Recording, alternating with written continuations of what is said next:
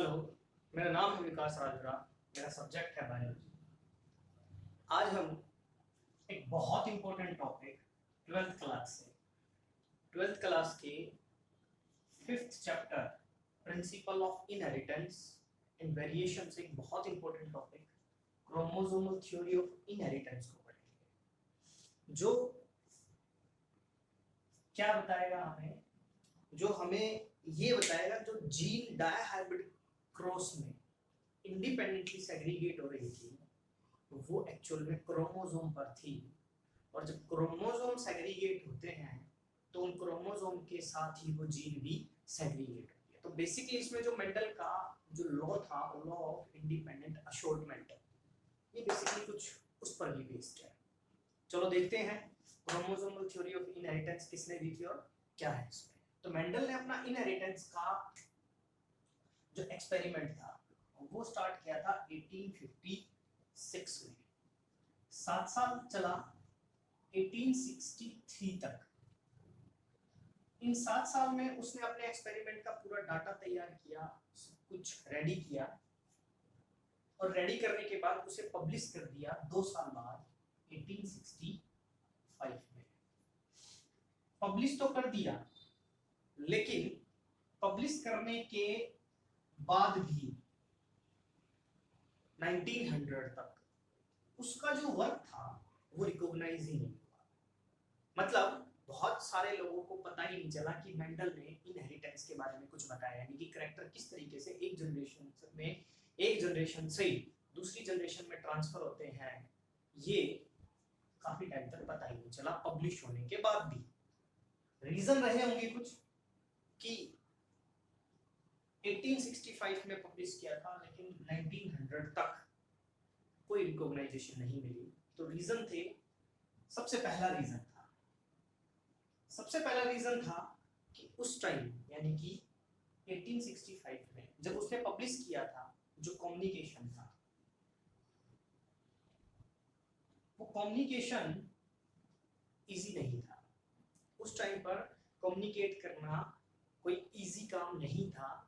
तो lack of communication की वजह से उसका जो काम है वो ज्यादा दूर तक नहीं फैल पाया, यानी कि ज्यादा दूर तक नहीं पहुंच पाया, अलग अलग कंट्रीज में नहीं पहुंच पाया, जिसकी वजह से उसका काम जो है वो रिकॉग्नाइज नहीं हुआ, लैक ऑफ कम्युनिकेशन की वजह से। Communication was not easy in that time. चलो, ये था एक रीजन। दूसरा रीजन, मेंडल ने क्या कहा था कि करैक्टर के लिए कौन रिस्पॉन्सिबल है? फैक्टर रिस्पॉन्सिबल है जो किसमें है? पेयर में पाया जाता है। फैक्टर जिसको आज हम किसके नाम से जानते हैं? जीन के नाम से। तो मेंडल ने कहा था कि फैक्टर जो है वो पेयर में पाए जाते हैं। दूसरा, ये एक जनरेशन से दूसरी जनरेशन में ट्रांसफर होते हैं। कैसे ट्रांसफर होते हैं? अनचेंज्ड,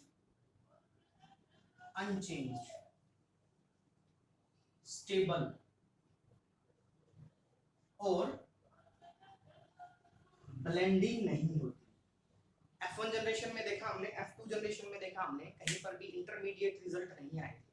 तो इसका मतलब ना तो ब्लेंडिंग हुई, स्टेबल फॉर्म में थे, और अनचेंज फॉर्म में गए थे। लेकिन जो उसी टाइम पर और साइंटिस्ट थे, यानी कि मेंडल के टाइम पर ही जो अदर साइंटिस्ट थे जो उसके कंटेम्पररी थे, कंटेम्पररी मींस कि जो उसी टाइम पर, जिस टाइम मेंडल काम कर रहा था उसी टाइम पर जो अदर साइंटिस्ट भी काम कर रहे थे, जो कंटेम्पररी थे, जैसे for example Charles Darwin, contemporaries थे, उन्होंने इस मेंडल के फैक्टर को या इस चीज को कि स्टेबल है, ब्लेंडिंग नहीं होती, उसको एक्सेप्ट नहीं किया, क्योंकि वो उसी टाइम पर क्या बता रहे थे? वो बता रहे थे कि वेरिएशंस आती हैं और ये वेरिएशन एक जनरेशन से दूसरी जनरेशन में ट्रांसफर होती है। इवोल्यूशन में चार्ल्स डार्विन के बारे में पढ़ेंगे, जो सेम टाइम पर, मेंडल के टाइम पर ही काम कर रहा था, और उसने कहा था कि इवोल्यूशन हुआ है, ऑर्गेनिज्म में धीरे धीरे चेंजेस आए और नए ऑर्गेनिज्म बने हैं। तो जबकि मेंडल इसका अपोजिट था, स्टेबल है, ब्लेंडिंग नहीं हो रही है, चेंजेस नहीं आ रहे हैं। तो इस वजह से भी दूसरा कारण फेल होने का ये था। तीसरा, तीसरा कारण ये था कि मेंडल जो है वो फिजिकल अपीयरेंस नहीं दे पाया था। किसकी?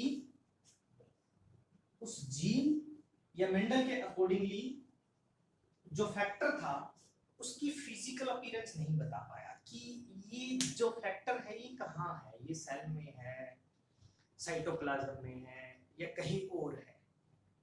वो इसकी फिजिकल अपीयरेंस नहीं दे पाया, जिसकी वजह से भी उसका जो रिसर्च था या जो उसका जो वर्क था वो रिकॉग्नाइज नहीं हुआ। तो ये कुछ मेंडल के रीजन थे जिसकी वजह से वो नहीं बता पाया, या ये कह सकते हैं काफी टाइम तक रिकॉग्नाइज नहीं कर पाया। चलो नेक्स्ट। उसके बाद ये मेंडल का वर्क फिर से रीडिस्कवर हुआ, और रीडिस्कवर किसने किया? 1900 में रीडिस्कवर किया 3 साइंटिस्ट ने इंडिपेंडेंटली 3 साइंटिस्ट ने, अलग अलग देश के थे, तीनों ने अलग अलग देश में अपने अपने देश में मेंडल के वर्क को रीडिस्कवर किया। तो साइंटिस्ट कौन कौन से थे? सबसे पहला था डी वेरिस, ये हॉलैंड का था। दूसरा साइंटिस्ट था कार्ल ओरेंस, ये जर्मनी का था। तीसरा था वॉन शेमार्क,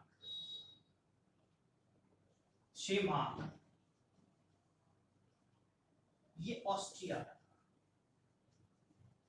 3 अलग अलग कंट्री के इंडिपेंडेंटली मेंडल के वर्क को इन्होंने रीडिस्कवर किया, और अब इन्होंने रीडिस्कवर किया कहाँ?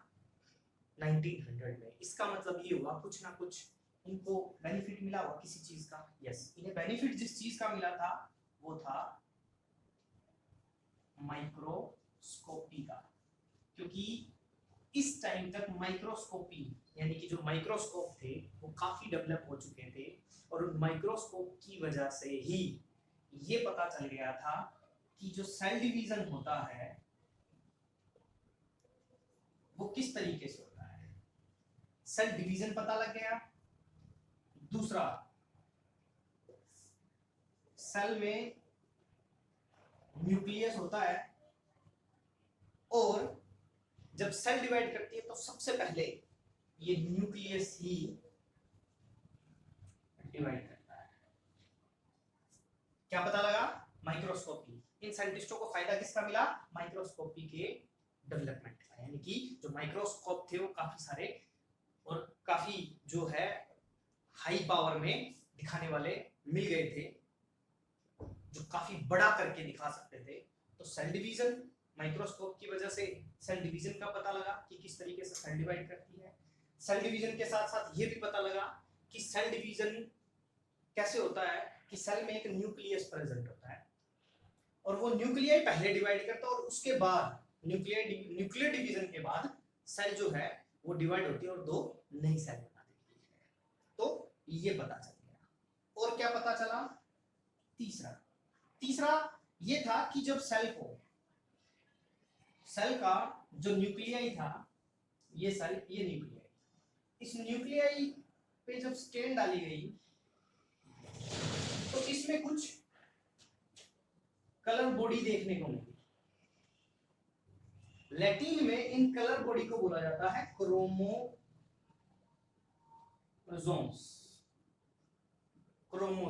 तो इसका मतलब क्या हुआ? जो क्रोमोसोम है उसकी मूवमेंट भी साइंटिस्ट ने देखी, और यहां से शुरू हुआ मेंडल का जो वर्क था उसको एप्रिशिएट करने का, क्योंकि मेंडल और जब क्रोमोसोम की 1902 में जब क्रोमोसोम की मूवमेंट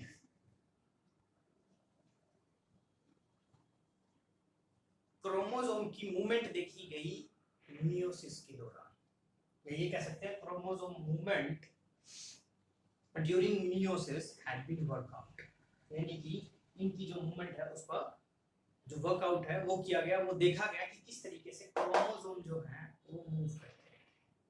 और दो साइंटिस्ट हुए, उन्होंने finally the chromosomal theory of inheritance. किस बेस पर, वो देखते हैं, पहले साइंटिस्टों के नाम देखते हैं और उन्होंने किस बेस पर वो थ्योरी दी वो देखते हैं, और फिर उन्होंने किस तरीके से उस थ्योरी को समझाया डायहाइब्रिड क्रॉस के लॉ ऑफ इंडिपेंडेंट अशॉर्टमेंट के अकॉर्डिंगली, वो देखेंगे। चलो सबसे पहले जो क्रोमोसोम की मूवमेंट देखी गई तो दो साइंटिस्ट थे क्रोमोसोमल थ्योरी देने वाले, और वो कौन थे? पहला था स्टोन और बोवेल। ये दो साइंटिस्ट हैं जिन्होंने क्रोमोसोमल थ्योरी ऑफ इनहेरिटेंस दी। किस बेस पर? उन्होंने ये ऑब्जर्व किया, ये देखा, जब वो अपना एक्सपेरिमेंट कर रहे थे और मेंडल के वर्क पर काम कर रहे थे, तो इन्होंने भी एक चीज नोटिस की कि जो मेंडल का फैक्टर था, यानी कि जो जीन थी, मेंडल ने क्या कहा था, किसमें पाए जाते हैं? पेयर में। और क्रोमोसोम एक डिप्लॉइड सेल में क्रोमोसोम भी पेयर में पाए जाते हैं। दूसरी बात, जब सेल डिवाइड होती है कैसे? मियोसिस। जब सेल मियोसिस से डिवाइड होती है, अगर मैं ह्यूमन की बात करूं तो ह्यूमन में जब एक जर्मिनल सेल मियोसिस से डिवाइड होती है तो वो गैमीट्स बनाती है। और गैमीट्स कैसे होते हैं? हैप्लॉइड।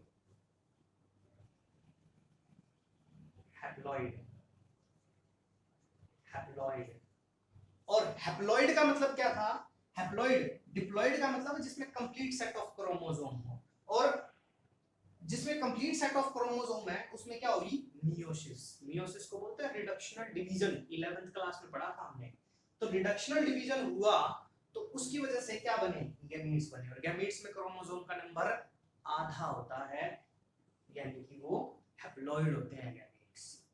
यही चीज उसने किस में देखी कि जब उसने लॉ ऑफ सेग्रीगेशन दिया था तब उसने भी यही कहा था, मेंडल ने भी, कि जब गैमीट फॉर्मेशन होता है each gamete receive only one allele, pair में से सिर्फ एक एलील रिसीव करता है। और यही सेम बात स्टोन और बोवेरी ने कही जब क्रोमोसोमल थ्योरी दी कि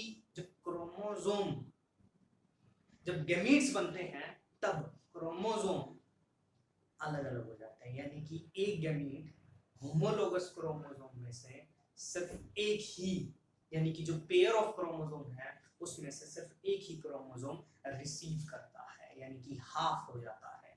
तो उसी बेस पर इन्होंने क्रोमोसोमल थ्योरी ऑफ इनहेरिटेंस दी। अब उस थ्योरी में उन्होंने क्या बताया वो देखते हैं, उन्होंने किस तरीके से उसको रिप्रेजेंट किया, ये देखते हैं। चलो देखते हैं उन्होंने क्या देखा। क्रोमोसोम, ये लिए क्रोमोसोम,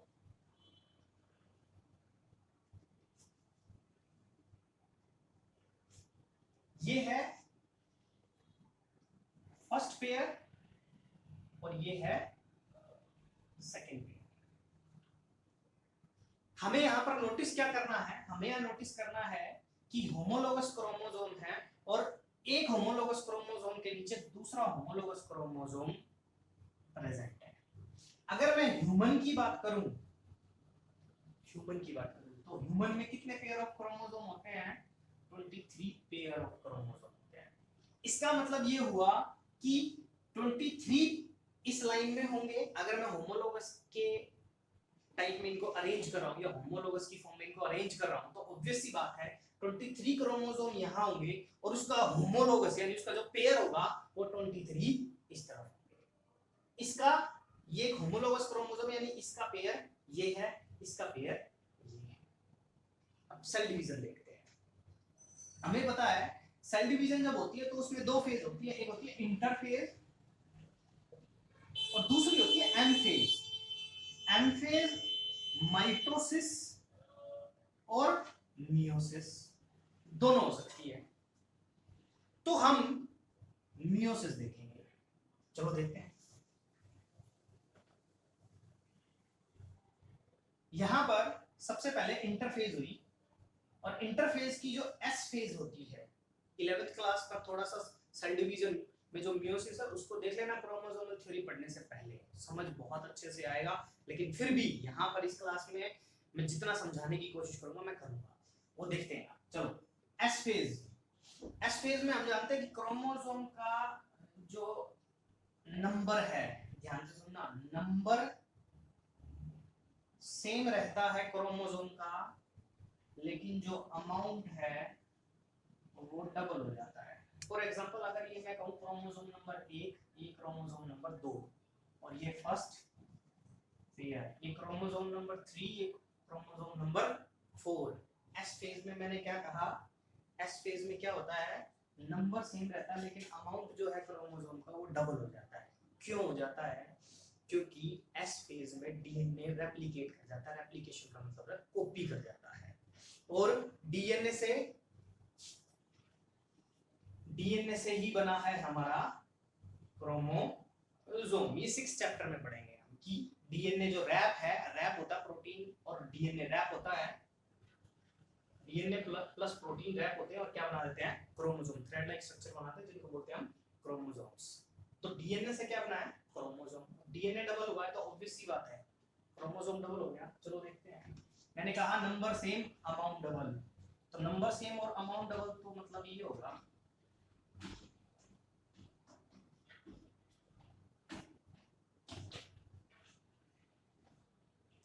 ये देखो, ये था अब क्रोमोसोम नंबर 1, ये क्रोमोसोम नंबर 2, ये क्रोमोसोम नंबर 4, जो जिसके नीचे था वही उसके नीचे है।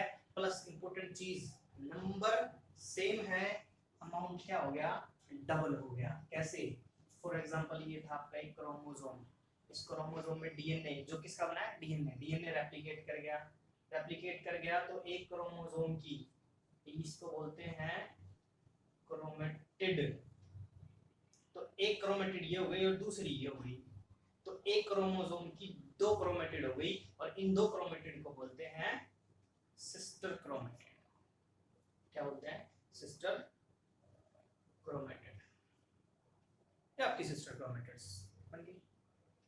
तो सब में आप देख सकते हैं हर एक क्रोमोसोम की 2 क्रोमेटिड्स हैं, यानी कि रेप्लिकेट हो गई। यानी कि इनको अगर हम 11th की बात करें तो बाइवेलेंट बोलते हैं, बाइवेलेंट।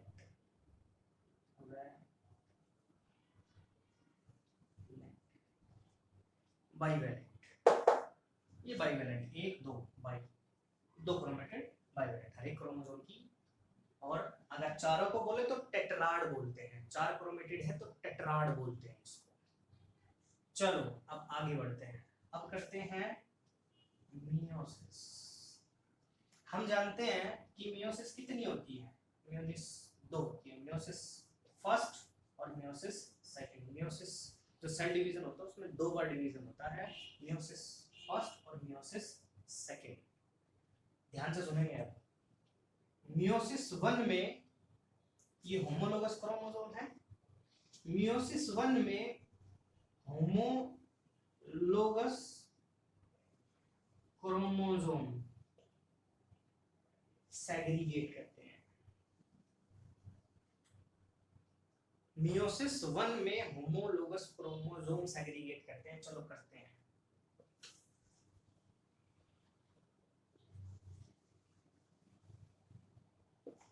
मियोसिस 1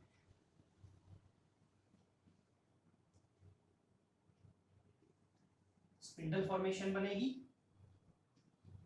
ये क्रोमोसोम सभी इस तरफ खींच के आ जाएंगे, ये आ, और इसके नीचे ये है, ये आ। सेम यहाँ पर क्या होगा, जो जिसके नीचे था वो उसके साथ सेग्रीगेट हो गया। अब हुआ क्या, ये पेयर था, होमोलोगस क्रोमोसोम का एक पेयर था, ये होमोलोगस क्रोमोसोम, ये मैंने अभी कहा, अगर मैं ह्यूमन का एग्जांपल लूं तो कितने पेयर हैं, 23 पेयर। तो इस लाइन में भी 23 है। अगर आपने 11th क्लास में मियोसिस ध्यान से पढ़ी हो तो इस लाइन में भी जब होमोलोगस क्रोमोसोम जब प्रोफेज में, और ये कब आते हैं, होमोलोगस क्रोमोसोम कब इकट्ठा हो जाते हैं, अगर आपने ध्यान से 11th क्लास में पढ़ा है तो वहां पर साफ साफ जो प्रोफेज होती है उसमें 5 स्टेजेस होती हैं, और उन 5 स्टेजेस में यही होता है कि क्रोमोसोम जो होते हैं वो क्या करते हैं, कंडेंस होना शुरू हो जाते हैं। कंडेंस होने के बाद जो क्रोमोसोम्स हैं वो होमोलोगस फॉर्म में आकर एक लाइन में, इक्विटोरियल लाइन में एक साथ आ जाते हैं। ये इक्विटोरियल लाइन पर आ गए हैं एक साथ, यानी कि फर्स्ट सेकंड, ये इसका होमोलोगस था तो एक लाइन में ये 23, एक लाइन में ये 23, जिसको हमने साइनेप्टिक न्यूमल कॉम्प्लेक्स भी बोला था 11th क्लास में। तो ये साइनेप्स बनाते हैं। तो ये 23 यानी कि 23 इस लाइन में और 23 इस लाइन में। अगर टोटल बात करें तो 46 हो गए। ह्यूमन का एग्जांपल का है, ह्यूमन का अगर हम एग्जांपल लेते हैं तो ये होमोलोगस क्रोमोसोम हो गए। मियोसिस 1 में ये होमोलोगस अलग हो जाते हैं, यानी कि 23 क्रोमोसोम तो इस सेल में आ गए और 23 क्रोमोसोम इस सेल में आ गए। ये आ गए आपके 23 और 23। इन 23 और 23 को हम लिख लेते हैं नीचे, सेग्रीगेट हुए, इनको लिख लेते हैं हम यहां। तो एक सेल में ये 23 हो गए हैं, हैप्लॉइड सेल हो गई है, और यहां से आ गई है ये 2 हैप्लॉइड सेल। एक डिप्लॉइड सेल से 2 हैप्लॉइड सेल बन गई, लेकिन उसमें क्रोमोसोम जो है वो अभी भी रेप्लिकेटेड फॉर्म में है, लेकिन हमें चाहिए नॉन रेप्लिकेटेड फॉर्म में। इसीलिए यहां पर मियोसिस 1 हुआ था, अब होगा मियोसिस 2। मियोसिस 2 में क्या होगा, मियोसिस 2 में सिस्टर क्रोमेटिड्स, ये रही,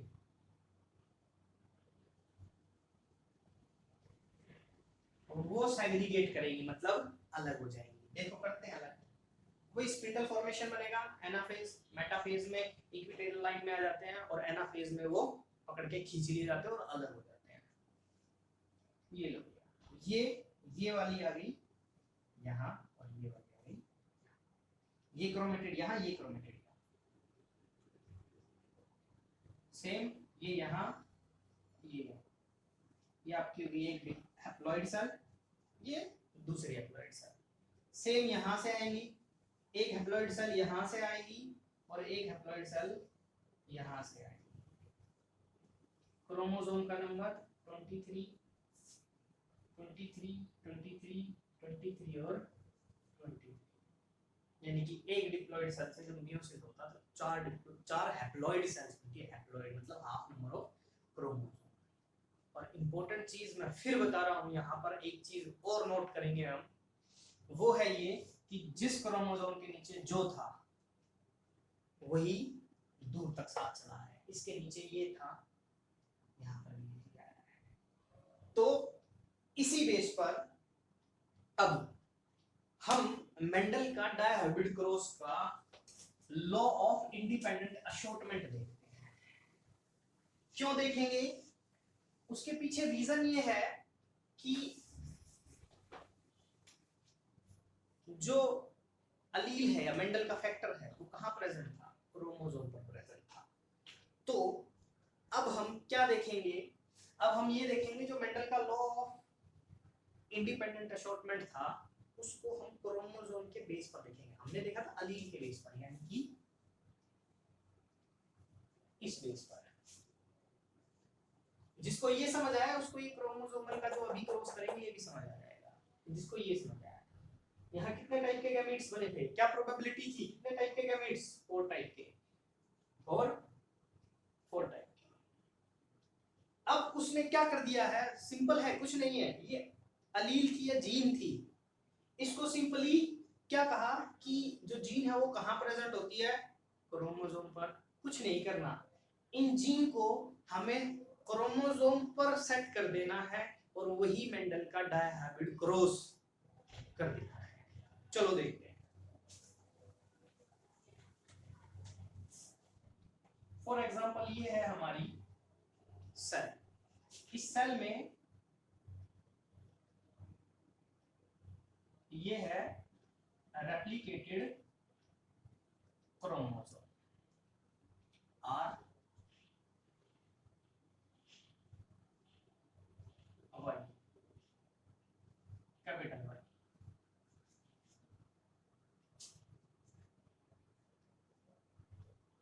Small r, small r, यहाँ हो जाएगा small y small y। Scattered, क्योंकि क्रोमोसोम किसमें क्या होते हैं, स्कैटर्ड होते हैं, बिखरे हैं। अब क्या होगा, हम जानते हैं वो क्या होते हैं, होमोलोगस होते हैं। होमोलोगस फॉर्म में आएंगे कब, मेटाफेज में वो एक लाइन में आ जाते हैं। होमोलोगस क्रोमोसोम जो होते हैं वो क्या करते हैं, एक लाइन में आ जाते हैं। अब जब लाइन में आते हैं तो उसके लिए दो प्रोबेबिलिटी होती है, एक प्रोबेबिलिटी ए और बी, दो प्रोबेबिलिटी देखेंगे। और वो दो प्रोबेबिलिटी क्या है कि मेंडल का लॉ ऑफ इंडिपेंडेंट अशोर्टमेंट क्या कह रहा था कि भैया जब टू पेयर ऑफ कैरेक्टर है जो कंबाइन होते हैं हाइब्रिड में, तो जो एक पेयर ऑफ कैरेक्टर है वो इंडिपेंडेंट होता है दूसरे के, यानी कि सेग्रीगेट हो सकता है इंडिपेंडेंटली दूसरे कैरेक्टर। चलो देखते हैं। तो एक प्रोबेबिलिटी ये है कि इस कैपिटल आर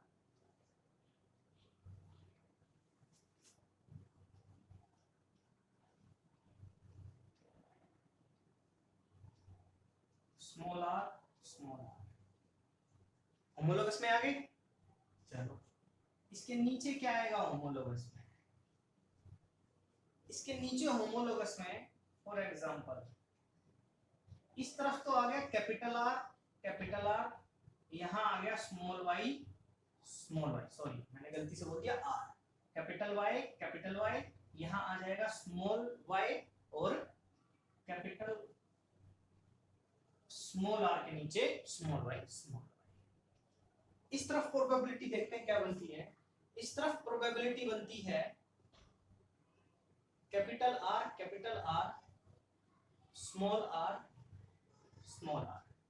और इसके नीचे due to law of independent assortment की कोई भी किसी के साथ भी जा सकता है, तो वो किस पर अप्लाई कर दिया, क्रोमोसोम पर। क्यों, क्योंकि क्रोमोसोम अरेंज होते हैं तो उन्हें होमोलोगस की फॉर्म में होना होता है। तो जरूरी थोड़ी है कि कैपिटल आर के नीचे कैपिटल वाई ही जाएगा या स्मॉल आर के नीचे स्मॉल वाई भी जाएगा। उन्हें तो पेयर बनाना है। अब पेयर चाहे ऐसे बनो चाहे ऐसे बनो, मीन चाहे ऐसे बनो यानी कि कैपिटल आर के नीचे कैपिटल वाई जाए या स्मॉल आर के नीचे स्मॉल वाई जाए, या फिर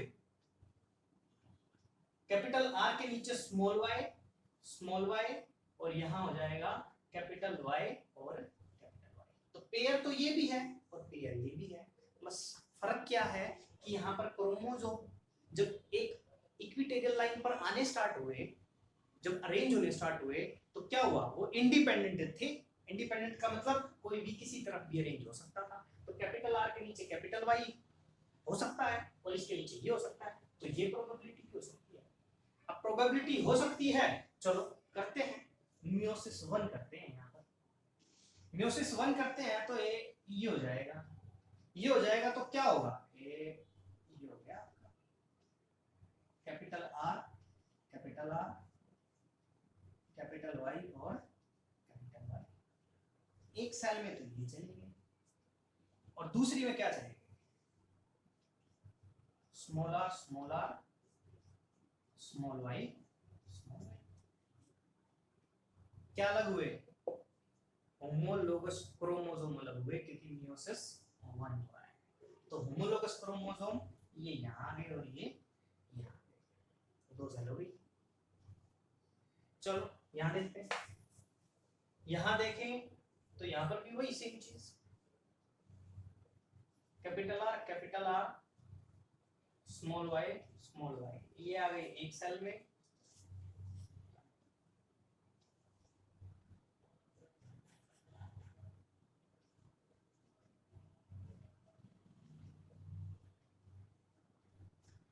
स्मॉल आर के नीचे आ गया कैपिटल वाई और कैपिटल वाई। दो प्रोबेबिलिटी हो गई, यहाँ पर भी हो गई मियोसिस 1। अब करते हैं मियोसिस 2। सिंपल है, मियोसिस 1 के बाद मियोसिस 2 ही होना। मियोसिस 2 करते हैं। क्या कहा था मैंने, फिर से देखते हैं यहाँ पर एक चीज और। मियोसिस 1 में होमोलोगस क्रोमोसोम अलग हुए थे, अब क्या अलग होंगे मियोसिस 2 में? Chromatid, sister chromatid. क्यों होंगे? क्योंकि गैमीट्स बनेंगे तो गैमीट्स में हैप्लॉइड नंबर ऑफ क्रोमोसोम होता है, लेकिन यहाँ तो अभी भी डिप्लॉइड है। डिप्लॉइड का मतलब, मेरा कहने का मतलब ये नहीं है कि नंबर पूरा है, मेरा कहने का मतलब है कि अभी भी रेप्लिकेटेड फॉर्म में, हमें चाहिए नॉन रेप्लिकेटेड। तो नॉन रेप्लिकेटेड की वजह से ही मियोसिस 2 हो गई। अब मियोसिस 2 होगी तो ऑब्वियस सी बात है क्या होगा? सेग्रीगेट करेंगे, तो डाल लेते हैं capital R, sorry small R के नीचे क्या था? Small Y. एक गैमेट लिया, दूसरा करो स्मॉल आर स्मॉल वाई, दूसरा गैमेट यहाँ है, क्या आएगा? Capital R capital Y, capital R capital Y. यहाँ पर इस गैमेट में क्या होंगे? जीन कौन सी होंगी? Capital R capital Y. किस पर प्रेजेंट है? क्रोमोसोम पर। इसका मतलब सीधी सी बात है कि जीन किसकी वजह से सेग्रीगेट होती है? क्रोमोसोम की वजह से। सेम यहाँ पर आओ, यहाँ पर ये सेग्रीगेट करेंगे तो यहाँ क्या है? कैपिटल आर, यहाँ क्या हो जाएगा? स्मॉल और वाई। यहाँ इसको उतारो, कैपिटल आर स्मॉल वाई, यहाँ उतारो स्मॉल आर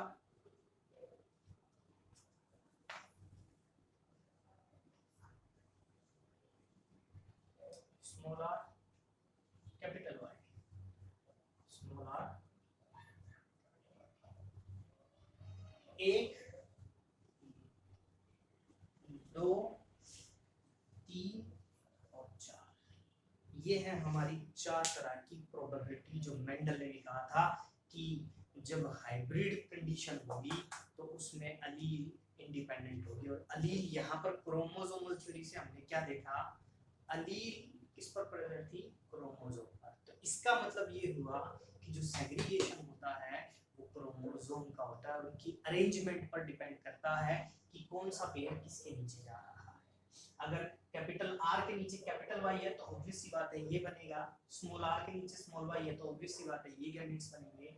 अगर capital R small Y, obvious सी बात है गैमेट्स ये बनेंगे और यहाँ से ये बनेगा। ये थी chromosomal theory of inheritance, 5 marks में आती है, बहुत इंपॉर्टेंट है। दूसरा इसमें एक और इंपॉर्टेंट क्वेश्चन आता है, वो है कि name the scientist who rediscovered the Mendel work. Mendel के वर्क को किसने रीडिस्कवर किया? 3 साइंटिस्ट जो बताए थे उन्होंने रीडिस्कवरी की थी। मेंडल की जो एक्सपेरिमेंट थी वो पब्लिश हुई 1865 में, लेकिन 1900 तक वो रिकॉग्नाइज नहीं की गई। रीजंस बताओ। तो हमने जो रीजन डिस्कस किए थे वो हमने बताया। तो ये थी हमारी chromosomal theory of inheritance, 5 marks में आती है, बहुत इंपॉर्टेंट टॉपिक है।